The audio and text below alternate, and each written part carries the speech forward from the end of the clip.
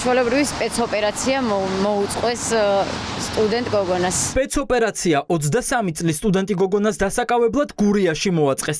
ერთი აქტივისტის დასაკავებლად პოლიციას სრული მობილიზება ჰქონდა გამოცხადებული. მეგი დიასამიძე ისე აიყვანეს როგორც ტერორისტი. სამგზავრო ავტობუსიდან ჩამოიყვანეს, ხელები ზურგს უკან ხელბორკილით შეუკრეს და გურიიდან თბილისის იზოლატორამდე ამ ფორმით გადმოიყვანეს.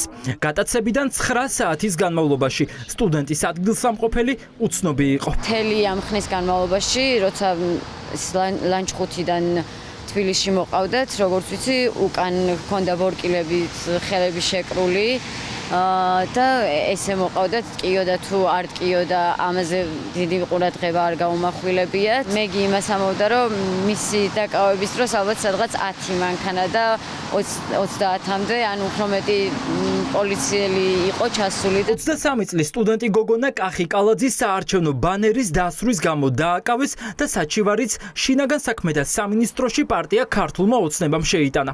ახალგაზრდას ედავებიან, რომ თითქოს მან მელიქიშვილზე გამართული საპროტესტო აქციის დროს კალაძის საარჩევნო ბანერი დასვარა და ამით კალაძის შტაბს ზიანი მიადგა. მას სისხლის სამართლის დანაშაულის მუხლით ასამართლებენ. არადა იურისტები ამბობენ, რომ ეს სისხლის სამართლის დანაშაული არ არის და სააგიტაციო მასალის დაზიანება 1000 ლარიანი ჯარიმით ისჯება. პირდაპირ მნიშვნელობით შევარდნაძის დროინდელ ქართულ რაღაცა სპეცოპერაციასთან გვაქვს საქმე. მგზავრები გადასვეს სხვა მიკროავტობუსში, მეგი იმ მოტივით, რომ სხვაგან თითქოს ადგილი არ იყო დასვეს წინ ძღოლის გვერდით სავარძელზე და გურიაში ლანჩხუთის მიმდებარე ტერიტორიაზე რაღაცა ტყიან მასივში, როცა გზა გადიოდა დაუსახელებელ ადგილზე, უცებ მიკროავტობუსი გააჩერა პატრულმა, შემოუარა ავტომანქანას, მეგის წაართვა პირველი რაც გააკეთა იყო მობილური ტელეფონი, ამის შემდეგ უბრძანა ჩამოსვლა და გაიტაცა იმავე ადგილიდან. კალაძე, რომელმაც 23 წლის სტუდენტი მისი ბანერის დასვრის გამო დააჭერინა, უხერხულობას არ გრძნობს.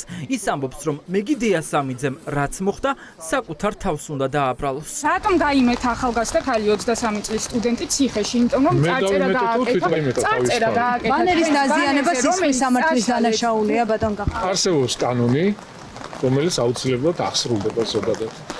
რაც შეეხება პატიმრობა იქნება, სახლში გაშვება იქნება, ამას არც თქვენ წყვეტს, არც მე ვწყვეტ, ამას წყვეტს მოსამართლე. და კეთილი იქნებათ გაელოდეთ, არავის დაჭერა არ მიხარია, სამწუხაროა და ყველამ, რა ვიცი, მაქსიმალურად უნდა შევეცადოთ, რომ თავი შევიკავოთ ზოგადად ასეთი ფაქტებისგან. კახი კალაძე პასუხისმგებლობას 23 წლის გოგონას ციხეში გაშვებაზე ვერ გაექცევა, ამბობს თბილისის მერობის კიდევ ერთი კანდიდატი ირაკლი კუპრაძე. კახა კალაძემ აღარასდროს არ უნდა ილაპარაკოს ვაჟკაცობაზე, კაცობაზე და ქართველობაზე, მაშინ როცა კალაძის განცხადებით და საჩივრის საფუძველზე რეალურად დაიჭირეს 23 წლის მეგი დიასამიძე. ეს არის სამარცხვინო რამ, რაც კალაძეს მოუწევს მორალური პასუხისმგებლობის და მათ შორის პოლიტიკური პასუხისმგებლობის აღება. აქციებით შეწუხებულ ოცნების ლიდერებს დღეს აქტივისტების გაშავების დღე ჰქონდათ.